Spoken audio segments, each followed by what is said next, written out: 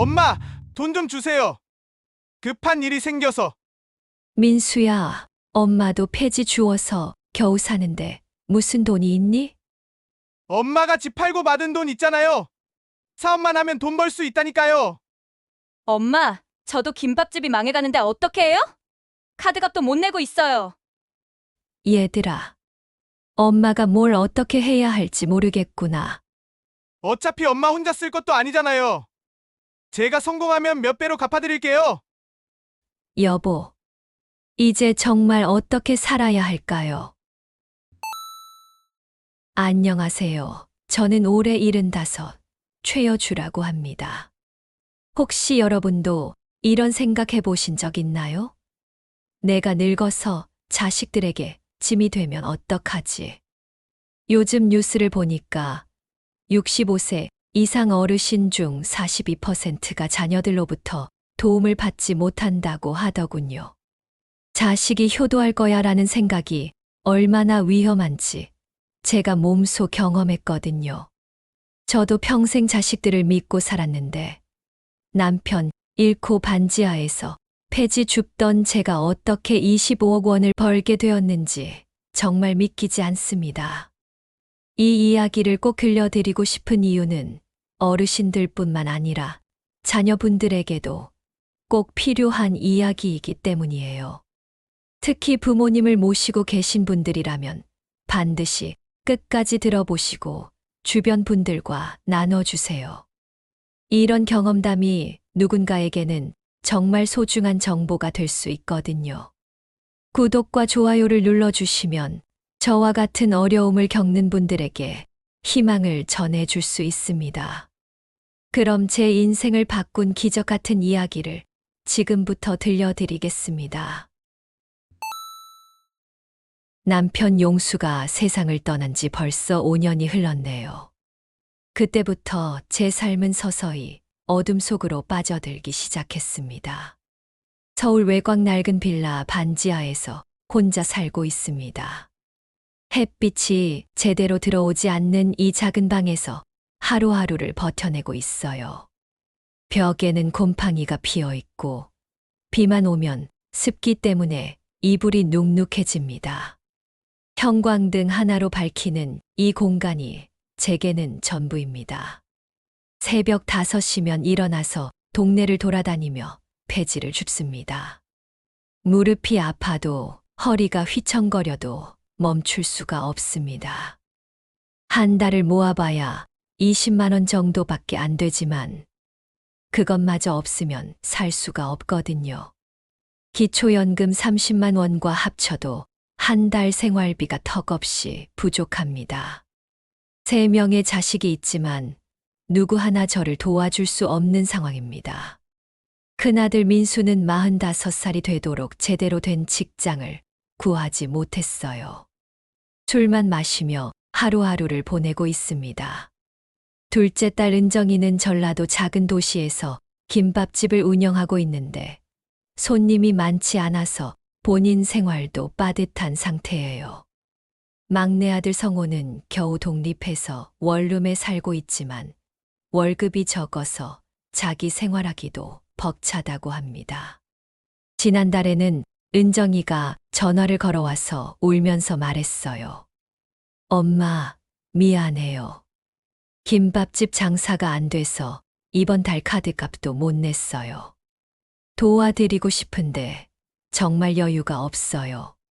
그 말을 듣고 저도 눈물이 났습니다. 자식들이 다 어른이 되었는데 저를 돌볼 여력이 없다는 현실이 참 씁쓸했거든요. 매달 집세와 관리비, 공과금을 내고 나면 먹을 것도 제대로 사기 어려워요. 마트에서 할인하는 시간에 맞춰서 반값으로 파는 도시락이나 빵을 사서 끼니를 때우고 있습니다. 병원비도 아껴야 해서 몸이 아파도 참고 지내는 날이 많아요. 남편이 살아계실 때는 그래도 둘이서 서로 의지하며 살았는데 혼자가 되니까 모든 게 버거워졌습니다. 계단을 오르내릴 때마다 숨이 차고 무거운 쓰레기 봉투를 들고 나가는 것도 힘들어요. 겨울에는 난방비를 아끼려고 이불을 여러 겹 덮고 잠을 잡니다. 그런데 더 큰 절망이 기다리고 있었어요. 남편이 돌아가신 후 큰 아들이 필요하다고 해서 조금씩 대출을 받기 시작했거든요. 처음엔 500만 원 정도였는데 추가 대출도 받고 연체 이자도 쌓이면서 어느새 몇 천만 원이 되어버렸습니다. 매달 이자만 갚아도 벅찬 상황이 되었어요. 결국 피할 수 없는 순간이 왔습니다. 집이 경매에 넘어간다는 통지서를 받았을 때 하늘이 무너지는 것 같았어요.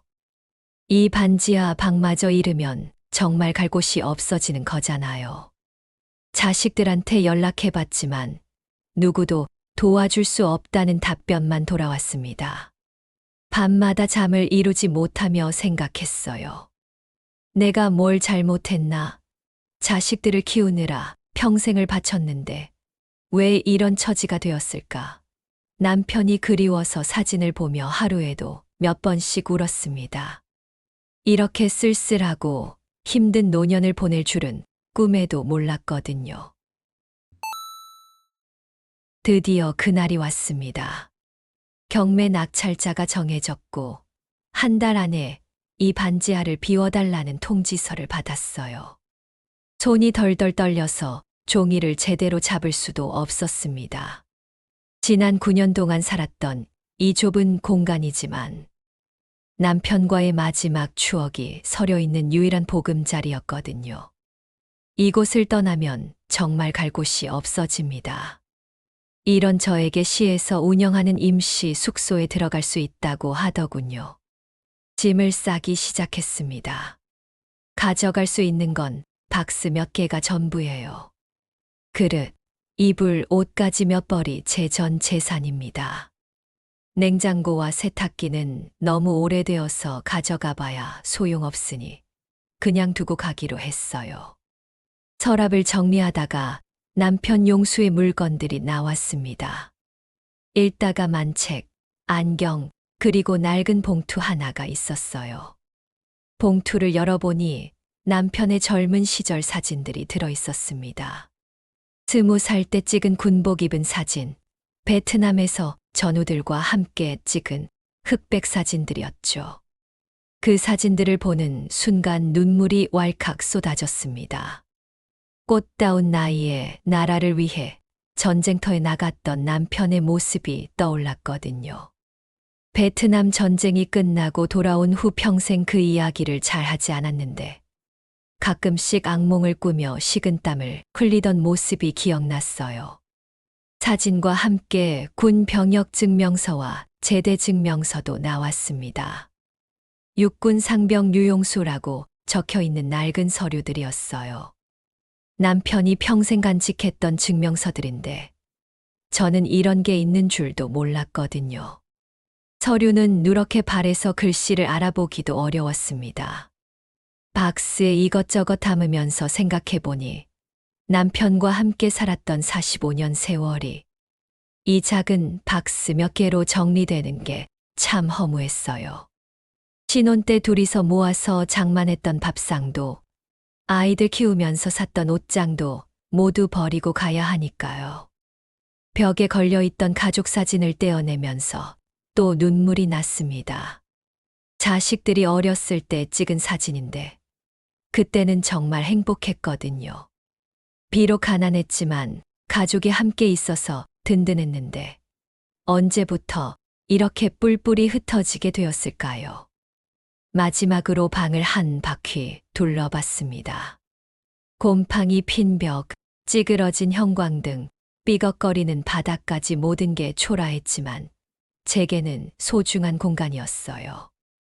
이 반지하에서도 그래도 지붕이 있고 벽이 있어서 안전하다고 느꼈는데 이제 그마저도 잃게 되었습니다. 큰아들 민수한테 전화를 걸어봤지만 연결이 안 됐어요. 둘째 딸 은정이는 받기는 했지만 엄마, 저도 지금 정말 힘들어서 도와드릴 수가 없어요 라고 하면서 울더군요. 막내 성호는 엄마, 제가 원룸 보증금도 겨우 마련한 상황이라 같이 살기는 어려워요 라고 했습니다. 어느 누구도 저를 받아줄 수 없다는 현실을 받아들여야 했어요. 자식을 낳고 기르느라 평생을 바쳤는데 정작 제가 도움이 필요할 때는 아무도 없다는 게 너무 서글펐습니다. 마지막 박스를 테이프로 붙이면서 남편 사진을 한 번 더 꺼내서 봤어요. 여보, 이제 정말 어떻게 살아야 할까요? 당신이 계셨다면 이런 일이 일어나지 않았을 텐데.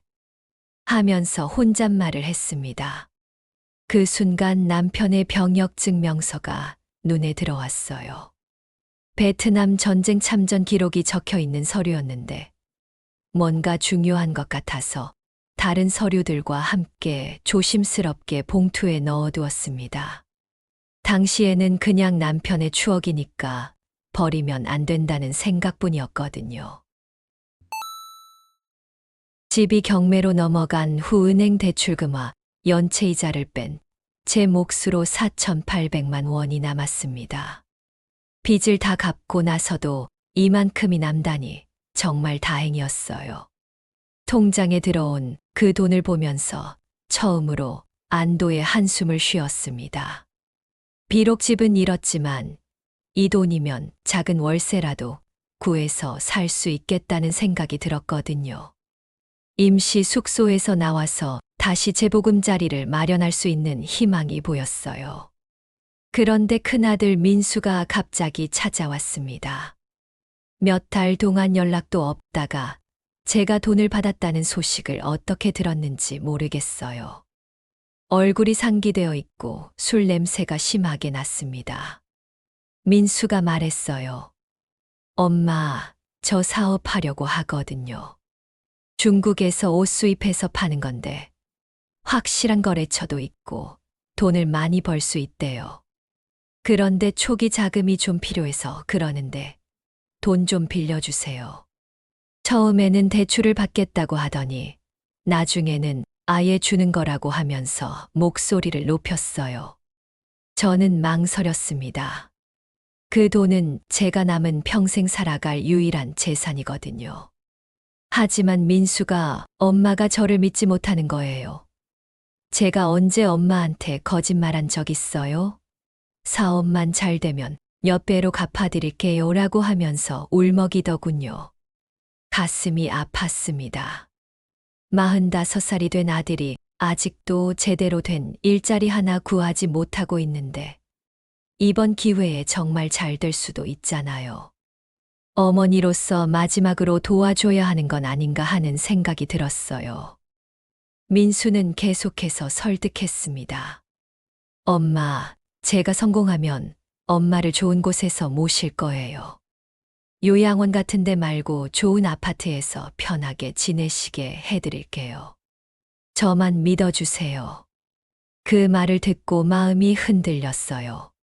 고민 끝에 통장과 도장을 민수에게 맡겼습니다. 4,800만 원 전부를 민수 통장으로 이체해 주었어요. 그때 민수가 제 손을 잡고 엄마 정말 고마워요. 꼭 성공해서 보답할게요 라고 했던 모습이 아직도 눈에 선합니다. 그런데 그게 마지막이었어요. 돈을 받아간 다음 날부터 민수와 연락이 끊겼습니다. 전화를 걸어도 받지 않고 집에 가봐도 이미 이사를 간 상태였어요. 방 주인한테 물어보니 한 달 전에 나갔다고 하더군요. 둘째 딸 은정이한테 연락해서 오빠 소식을 물어봤지만 은정이도 모른다고 했어요. 그러면서 엄마, 오빠한테 돈을 얼마나 주신 거예요? 라고 물어서 사실대로 말했더니 은정이가 소리를 지르더군요. 엄마가 어떻게 그런 큰 돈을 오빠한테 다 주실 수가 있어요? 그 돈으로 집이라도 구하셨어야죠. 막내 성호에게도 연락했지만 성호는 더 화를 냈어요. 엄마, 형이 그동안 얼마나 많은 거짓말을 했는데 또 속으세요? 저는 형 때문에 더 이상 집에 얼굴도 못 들이밀겠어요. 형이랑 엄마 일에 저를 끌어들이지 마세요. 그러면서 전화를 끊어버렸습니다. 은정이도 며칠 후에 전화해서 말했어요. 엄마, 저도 김밥집 장사가 안 돼서 빚이 많아요. 도와드리고 싶어도 정말 여유가 없어요. 그리고 오빠 일 때문에 스트레스 받아서 더 이상 연락하기 힘들어요. 그것도 마지막 통화였습니다.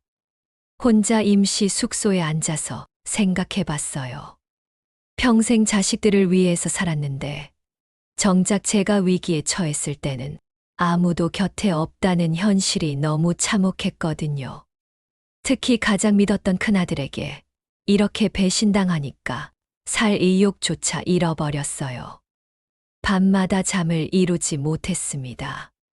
그 돈만 있었다면 작은 집이라도 구해서 안전하게 살 수 있었을 텐데, 이제 정말 아무것도 남지 않았거든요. 기초연금과 임시 일자리로는 전세금을 모을 수도 없고, 평생 이런 임시 숙소에서 살아야 하는 건지 막막했어요. 그때 깨달았습니다. 무조건적으로 자식을 믿고 도와주는 게 진정한 사랑이 아니라는 걸요. 오히려 자식을 망치고 저 자신도 망치는 일이었던 거죠. 임시 숙소에서 지낸 지 2달이 되었을 때였습니다. 매일 절망 속에서 하루하루를 버텨내고 있었는데, 같은 숙소에 계신 박순덕 할머니와 이야기를 나누게 되었어요. 박 할머니는 저보다 5살 많은 분인데, 혼자 사시면서도 생활이 꽤 안정되어 보였거든요. 어느 날 저녁 식사 후에 박 할머니가 말씀하셨어요. 여주 씨, 남편분이 군대 다녀오셨다고 하셨죠. 혹시 베트남 전쟁에 나가셨나요? 제가 그렇다고 하니까 그럼 국가보훈부에 한번 문의해 보세요. 우리 남편도 베트남 갔다 왔는데 참전 수당을 받고 있어요. 라고 하시더군요. 처음에는 반신반의했습니다. 남편 용수가 살아계실 때도 그런 혜택을 받은 적이 없었거든요. 하지만 박 할머니가 한번 물어보는 게 손해날 거 없잖아요. 전화번호 알려드릴게요 라고 하셔서 용기를 내어 전화를 걸어봤어요. 국가보훈부 상담실에 전화했더니 친절한 직원분이 받으셨어요.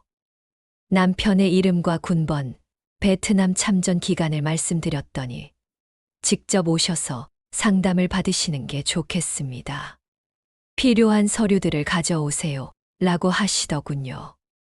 다행히 남편의 병역증명서와 제대증명서를 챙겨두었거든요.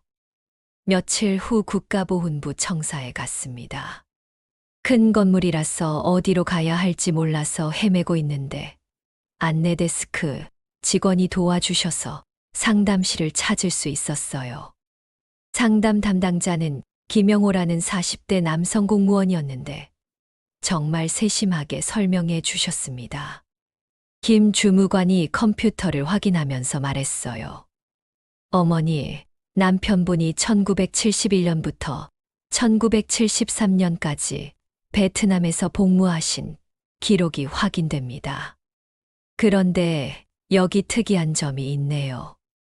뭔가 진지한 표정으로 화면을 들여다보시더군요. 그러더니 깜짝 놀라는 표정으로 말씀하셨어요. 어머니, 남편분이 2018년에 국가유공자 신청을 하셨어요. 2020년에 승인도 다 났는데 연락처가 맞지 않아서 통지를 못 드린 상태네요. 아마 이사를 하시면서 주소 변경을 안 하신 것 같아요. 머리가 빙빙 돌았습니다. 남편이 돌아가시기 1년 전에 그런 신청을 했다는 말이었거든요. 그런데 왜 저한테는 말씀하지 않으셨을까요? 아마 깜짝 선물로 주려고 하셨던 것 같아요. 김 주무관이 계속 설명해 주셨어요. 배우자 승계가 가능한 상황입니다. 밀린 수당이 상당히 많이 나와요. 2018년 7월부터 지금까지니까 5년 8개월분이네요. 계산기를 두드리시더니 월 120만 원씩이니까 총 6,800만 원 정도 됩니다. 그 말을 듣는 순간 눈앞이 캄캄해졌어요. 꿈인지 현실인지 구분이 안 되더군요. 김 주무관이 괜찮으세요? 물 한 잔 드릴까요? 라고 하시면서 걱정스럽게 쳐다보셨어요. 정신을 차리고 다시 물어봤습니다. 정말 그 돈을 받을 수 있는 건가요? 김 주무관이 네, 서류만 갖춰서 신청하시면 한 달 안에 지급됩니다. 그리고 앞으로도 매달 130만 원씩 계속 받으실 수 있어요. 라고 확답해 주셨어요. 그 순간 눈물이 왈칵 쏟아졌습니다. 상담실에서 엉엉 울었어요. 지나가던 다른 직원들이 걱정스럽게 쳐다봤지만 멈출 수가 없었거든요. 절망의 나락에서 하늘로 올라가는 기분이었어요. 김 주무관이 휴지를 건네주시면서 어머니, 많이 힘드셨죠? 이제 안정적으로 생활하실 수 있을 거예요. 라고 위로해 주셨어요. 그때 제가 중얼거렸습니다. 죽은 남편이 산 자식들보다 낫네요. 자식들은 저한테서 돈만 빼앗아 갔는데 남편은 죽어서도 저를 챙겨주고 있으니까요. 김 주무관이 조용히 고개를 끄덕이시면서 어머니 마음 충분히 이해합니다. 정말 힘드셨을 거예요. 라고 말씀해 주셨어요. 그 말을 듣고 더 울었습니다. 집에 돌아와서 남편 사진을 꺼내서 봤어요. 여보, 고마워요. 당신이 저를 이렇게 지켜주고 계셨던 거네요. 혼잣말을 하면서 또 눈물이 났어요. 산 자식들은 저를 버렸지만 죽은 남편이 저를 살려준 거였어요.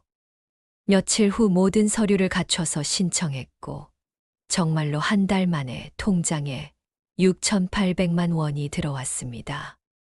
통장 잔액을 확인하는 순간 다리에 힘이 빠져서 주저앉았어요. 이제 정말 새로운 인생을 시작할 수 있게 된 거예요. 그때 깨달았습니다. 진정한 가족의 사랑이 무엇인지를요. 남편은 죽어서도 저를 지켜주고 계셨는데 산 자식들은 저에게서 무엇만 빼앗아 갔던 거죠. 6,800만 원을 받고 나서 진짜 새로운 삶을 시작하기로 결심했습니다. 서울에서는 이 돈으로도 전세를 구하기 어려웠고 무엇보다 자식들이 언제 다시 나타날지 몰라서 불안했거든요. 그래서 아예 멀리 떠나기로 했어요. 평생 친구인 김미영이 충남 태안군 바닷가 마을에서 살고 있다는 생각이 났습니다. 미영이와는 50년 넘게 친구로 지냈는데 남편들끼리도 절친이었어요. 미영이 남편 박 씨가 어선을 가지고 있어서 멸치 조업을 한다고 들었거든요. 미영이한테 전화를 걸어서 사정을 말했더니 여주야, 여기 와서 같이 살자. 우리 나이에 혼자 사는 게 쉽지 않잖아라고 하면서 반겨주었어요. 그렇게 해서 태안으로 내려가게 되었습니다. 바닷가 마을은 정말 조용하고 공기도 좋았어요. 미영이가 살고 있는 집은 단층 주택인데 방이 여러 개 있어서 저도 편하게 지낼 수 있었습니다. 무엇보다 매일 바다를 보며 산책할 수 있어서 마음이 평온해졌어요. 미영이 남편이 잡아오는 멸치를 보면서 아이디어가 떠올랐습니다. 이 신선한 멸치를 그냥 어시장에 넘기지 말고 우리가 직접 가공해서 팔면 어떨까 하는 생각이 든 거예요. 젊을 때 반찬 가게를 운영했던 경험이 있어서 음식 가공에는 자신이 있었거든요. 미영이한테 제안해봤더니 좋은 생각이야. 어차피 우리도 할 일이 없는데 함께 해보자라고 했어요. 그렇게 둘이서 멸치 가공 사업을 시작하게 되었습니다. 처음에는 단순하게 멸치를 말려서 포장만 했어요. 마을 할머니들이 하던 방식대로 했는데 팔리기는 했지만 수익이 많지 않았거든요. 하루 종일 일해도 2만 원에서 3만 원 정도밖에 벌지 못했어요. 그래서 뭔가 특별한 걸 만들어야겠다고 생각했습니다. 멸치볶음을 만들어서 진공 포장으로 판매하기 시작했어요. 견과류와 마늘, 고추 등을 넣어서 영양가 있고 맛있게 조리했거든요. 포장지도 예쁘게 디자인해서 선물용으로 만들었어요. 명절 때 서울에 있는 지인들한테 보내봤더니 반응이 정말 좋았어요. 시중에서 파는 것보다 훨씬 맛있다면서 추가 주문이 들어오기 시작했거든요. 입소문이 나면서 주문량이 점점 늘어났습니다. 6개월 정도 지나니까 하루에 10만 원 이상씩 벌게 되었어요. 미영이와 반반씩 나눠 가져도 한 달에 150만 원 정도는 수익이 났거든요. 그때부터 본격적으로 사업을 확장하기로 했습니다. 포장 디자인을 더 고급스럽게 바꾸고 멸치볶음 외에도 멸치다시마차, 멸치 육수팩 등 다양한 상품을 개발했어요. 특히 명절 선물 세트로 포장해서 판매하니까 주문이 폭주했습니다. 1년 반 정도 지나니까 월 매출이 500만 원을 넘어섰어요. 마을 할머니들도 일손을 도와주시면서 함께 수익을 나눠 가졌거든요. 지역 신문에서 취재를 나오기도 했고, 시청에서 우수 농수산물 가공업체로 선정해 주기도 했어요. 그런데 진짜 인생이 바뀐 건 2년째 되던 해였습니다. 서울에서 대형 유통업체를 운영하는 회사에서 연락이 왔어요. 저희 상품을 보고 전국 유통을 제안한 거였거든요. 처음에는 믿기지 않았어요. 시골 할머니들이 만든 멸치 제품을 그런 큰 회사에서 관심을 가져줄 줄은 몰랐거든요. 회사 대표가 직접 태안까지 내려와서 상품을 보고 맛을 본 후에 정식으로 계약을 제안했습니다. 계약 조건이 정말 좋았어요. 브랜드와 제조법을 모두 넘기는 대신 25억 원을 받는 거였거든요. 처음에는 그 액수가 너무 커서 실감이 나지 않았어요.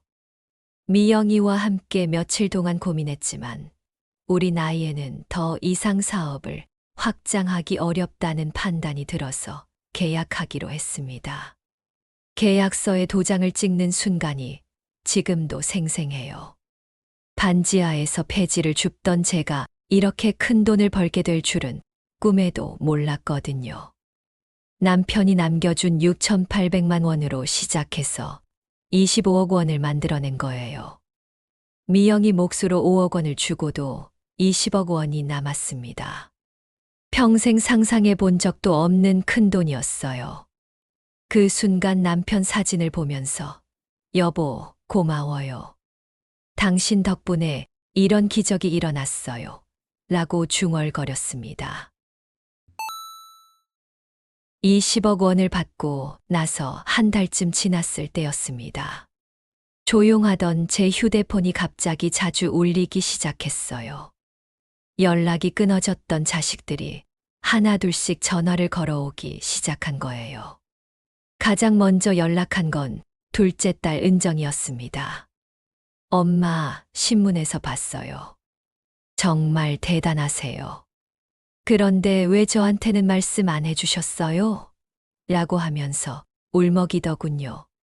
은정이가 김밥집 장사가 안 돼서 빚이 많다고 했을 때가 생각나서 마음이 아팠어요. 막내 성호도 전화했습니다. 엄마, 죄송해요. 그동안 연락도 안 드리고 형 때문에 화가 나서 엄마한테까지 소홀했어요. 성호 목소리에서 미안함이 느껴졌거든요. 큰아들 민수는 직접 태안까지 찾아왔어요. 술 냄새를 풍기며 나타나서는 엄마, 제가 잘못했어요. 그 돈 갚을게요. 사업이 잘 안 되어서 그랬어요. 라고 하면서 무릎을 꿇더군요. 하지만 예전에 제가 아니었어요. 저는 세 자식을 모두 불러서 분명히 말했습니다. 앞으로는 한꺼번에 큰 돈을 주지 않을 거다. 매달 100만 원씩만 줄 테니까 그걸로 계획을 세워서 살아봐라.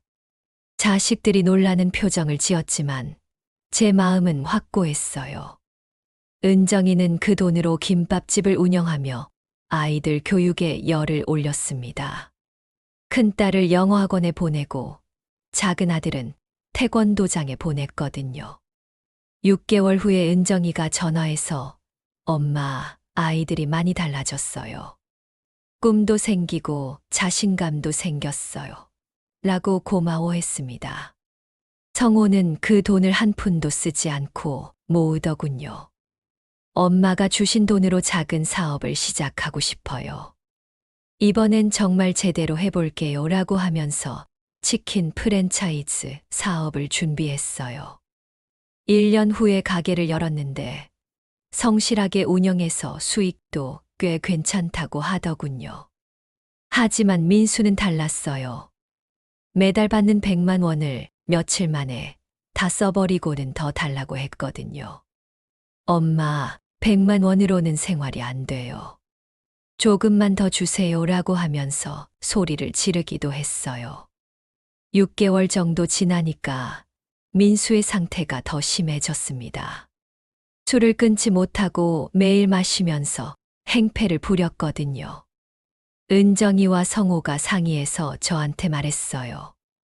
엄마, 형을 치료시켜야 할 것 같아요. 민수를 설득해서 알코올 중독 치료센터에 입원시켰습니다. 처음에는 반대했지만 가족들이 모두 설득하니까 결국 동의했어요. 치료비는 제가 부담했지만 이번에는 아무 조건 없이 도와준 게 아니라 정말 치료를 위한 목적이었거든요. 그 과정에서 깨달은 게 있어요. 무조건적으로 자식들에게 퍼주는 게 사랑이 아니라는 거였어요. 70살이 넘어서야 알게 된 진리였습니다.